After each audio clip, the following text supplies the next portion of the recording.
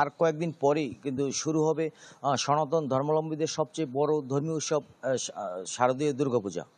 আসলে পটুয়াখালীর বিভিন্ন মণ্ডপ ঘুরে কিন্তু দেখা গেছে কিন্তু আসলে তা প্রতিমা তৈরিতে ব্যস্ত রয়েছেন, শেষ মুহূর্তের ব্যস্ততা রয়েছেন কিন্তু প্রতিমা তৈরির শিল্পীরা।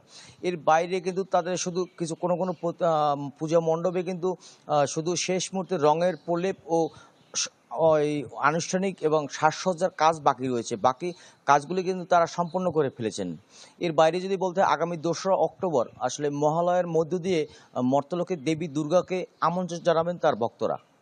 আর 9ই অক্টোবর মহাষষ্ঠীর মধ্য দিয়ে শুরু হয়ে কিন্তু 12ই অক্টোবর বিজয় দশমীতে দেবী বিসর্জনের মধ্য দিয়ে শেষ হবে সনাতন ধর্মাবলম্বীদের সবচেয়ে বড় এই ধর্মীয় উৎসব।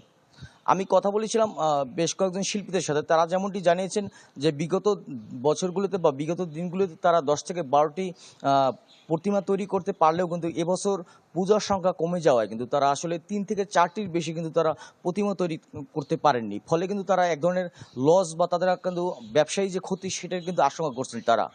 এর বাইরে যদি কথা বলতে হয়, পটুয়াখালীর বিভিন্ন পূজা মণ্ডপ যারা আয়োজক রয়েছেন তাদের সাথে কথা বলেছিলাম।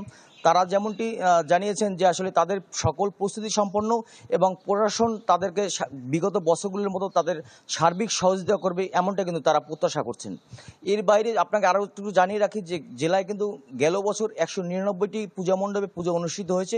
এবার কিন্তু সেখানে 176টি পূজা মণ্ডপে পুজো অনুষ্ঠিত হতে যাচ্ছে। রানা, আপনাকে ধন্যবাদ। দর্শক, পটুয়াখালীর পূজা প্রস্তুতির খবর জানাচ্ছিলেন সহকর্মী MK রানা। এবারে অন্য প্রসঙ্গ।